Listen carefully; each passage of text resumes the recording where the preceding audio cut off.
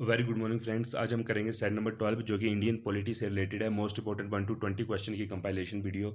सभी question most important किसी न किसी एग्जाम में अपेयर हुए हैं, तो मोस्ट प्रोबेबली आपके एग्जाम में भी फ्रेम हो सकते हैं ऐसे क्वेश्चन। तो वीडियो अच्छी लगे तो वीडियो को आप लाइक जरूर कीजिए। यदि आप इस चैनल पर आप नए हैं तो प्लीज़ आप चैनल को BSB स्टडी सर्कल चैनल जो है उसको सब्सक्राइब करें, ताकि हर नोटिफिकेशन आप तक सबसे पहले पहुंचे।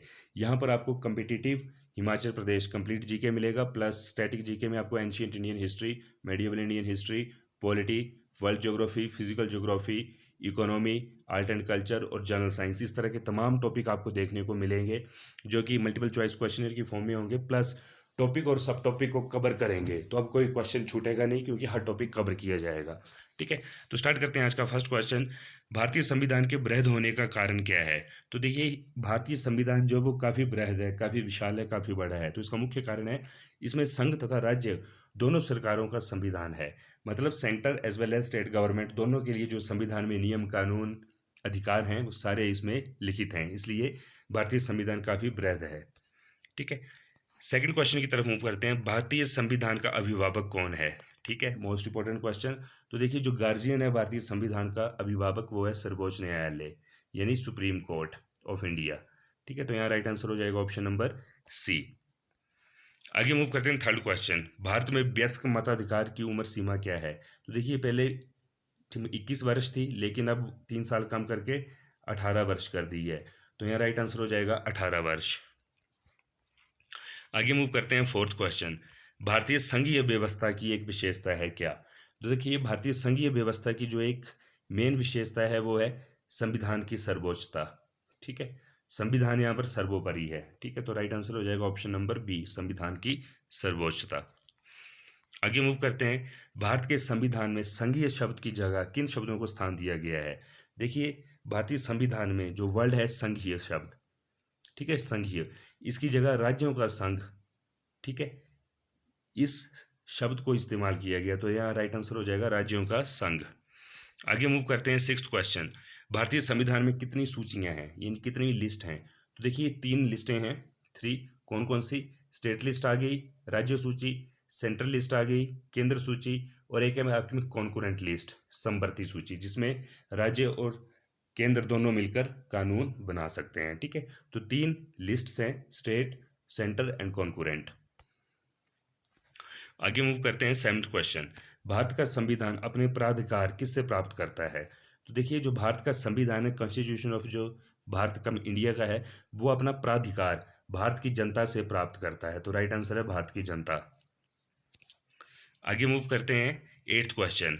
भारत में वैध प्रभुसत्ता निहित है किसमें? तो देखिए, भारत में जो वैध प्रभुसत्ता है वो निहित है संविधान में, कॉन्स्टिट्यूशन में। तो राइट आंसर यहाँ पर हो जाएगा ऑप्शन नंबर डी, कॉन्स्टिट्यूशन। आगे मूव करते हैं। भारतीय संविधान की संरचना किस प्रकार की है? ठीक है, तो भारतीय कॉन्स्टिट्यूशन की जो स्ट्रक्चर है भारतीय कॉन्स्टिट्यूशन का, कुछ एकात्मक है और कुछ कुछ कठोर है, यानी बहुत कठोर प्लस लचीला है। तो यहाँ राइट आंसर हो जाएगा ऑप्शन नंबर डी।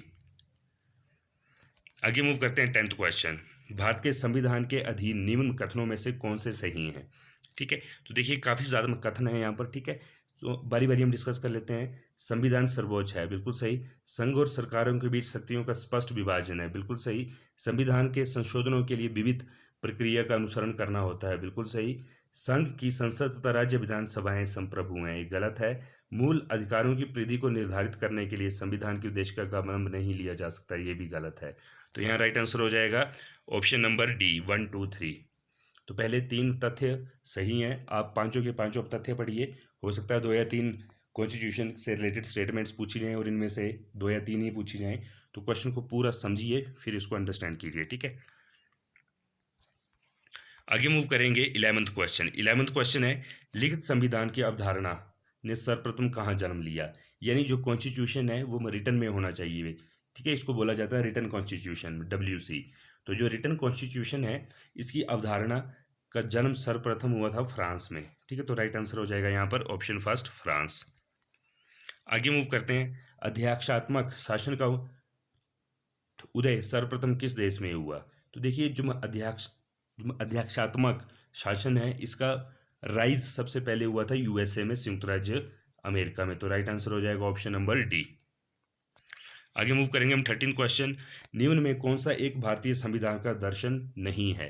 तो देखिए, कल्याणकारी राज्य, समाजवादी राज्य और राजनीतिक समानता, ये तीनों भारतीय संविधान के दर्शन हैं, जबकि साम्यवादी राज्य भारतीय संविधान का दर्शन नहीं है। तो यहाँ राइट आंसर हो जाएगा ऑप्शन नंबर डी। ठीक है, आगे मूव करेंगे 14th क्वेश्चन। दो स्टेटमेंटें हैं, एक रीजन है कथन और एक उसका एक कारण है। तो दो हैं कथन एजर्शन और एक रीजन है कारण। तो आपको बताना है कौन सा सही है, कौन सा किसका करेक्ट सॉल्यूशन है। तो देखिए, जो कथन है वो है भारतीय संविधान अर्थसिंहात्मक है, और कारण इसके लिए है भारतीय संविधान ना तो संघात्मक है और न ही एकात्मक है। देखिए दोनों, ठीक है, रीजन भी सही है और एजर्शन भी सही है, और दोनों एक दूसरे के सही व्याख्या हैं। तो यहाँ राइट आंसर हो जाएगा ऑप्शन नंबर फर्स्ट। आगे मूव करेंगे 15th क्वेश्चन। 15th क्वेश्चन है, इनमें से कौन सा भारतीय संघीय व्यवस्था में एकात्मक तत्व है? ठीक है, तो देखिए, एकात्मक तत्व की बात करें तो राज्यपालों की नियुक्ति, राज्यसभा में असमान प्रतिनिधित्व और अखिल भारतीय सेवाएं, ये तीनों एकात्मक तत्व हैं, जबकि जो बाकी हैं वो एकात्मक तत्व नहीं हैं। तो यहाँ राइट आंसर हो जाएगा ऑप्शन नंबर 2, 3 एंड 5। ठीक है, 16th क्वेश्चन की तरफ मूव करते हैं। भारत में राजनीतिक व्यवस्था के मूलभूत लक्षण हैं क्या? तो देखिए, भारत में राजनीतिक व्यवस्था के जो मूलभूत लक्षण हैं वो हैं, ये एक लोकतांत्रिक गणतंत्र है, इसमें संसदात्मक रूप की सरकार है, सर्वोच्च सत्ता भारत की जनता में निहित है। ठीक है, तो राइट आंसर हो जाएगा 1, 2 एंड 3, जबकि 4th गलत है। ठीक है, ये एक एकीकृत शक्ति का प्रावधान करती है, ये गलत है। तो 1, 2 और 3 आपके सही हैं। तो राइट आंसर हो जाएगा ऑप्शन नंबर बी, 1, 2 एंड 3। ठीक है, आगे मूव करेंगे 17th क्वेश्चन। निम्नलिखित में से कौन सी विशेषता भारतीय संघ और अमेरिकी संघ दोनों में साझी है? देखिए, एक ऐसी विशेषता है जो भारत और अमेरिकी संघ दोनों में साझी है, वो है संविधान की व्याख्या के लिए संघीय उच्चतम न्यायालय। ठीक है, तो यहाँ राइट आंसर हो जाएगा संविधान की व्याख्या के लिए संघीय उच्चतम न्यायालय का प्रावधान। आगे मूव करेंगे 18th क्वेश्चन। निम्न में से कौन भारतीय राज्य व्यवस्था में सर्वोच्च है? तो देखिए, भारतीय राज्य व्यवस्था में सर्वोच्च है संविधान, अगेन कॉन्स्टिट्यूशन। तो राइट आंसर हो जाएगा ऑप्शन नंबर सी, संविधान कॉन्स्टिट्यूशन। 19th क्वेश्चन, भारतीय संविधान का आप किस प्रकार से वर्णन करेंगे? ठीक है, तो देखिए, सबसे क्लोज वर्णन जो है वो है विश्व के सबसे विस्तृत संविधानों में से एक भारतीय संविधान है। तो राइट आंसर हो जाएगा option number C. Last question की तरफ मूव करेंगे 20th क्वेश्चन। 20th क्वेश्चन है, भारत का संविधान मान्यता प्रदान करता है किसको? भारत का संविधान मान्यता प्रदान करता है धार्मिक व भाषाई अल्पसंख्यकों को। ठीक है, तो राइट आंसर हो जाएगा ऑप्शन नंबर सी। तो फ्रेंड्स, ये थे top 1 to 20 question. Video fast और अच्छी लगी हो तो प्लीज़ आप लाइक जरूर कीजिए। यदि आप इस चैनल पर आप नए हैं तो प्लीज़ आप चैनल को सब्सक्राइब आप जरूर कर लीजिए, और जो हमारी प्रीवियस वीडियोज़ हैं उनका भी आप फ़ायदा उठाइए, और चैनल पर जो भी मटीरियल अवेलेबल होता है वो आप तक सबसे पहले पहुंचे, इसके लिए आपको चैनल को सब्सक्राइब करना पड़ेगा। तो प्लीज़ आप चैनल को सब्सक्राइब आप जरूर करें। Okay, thank you.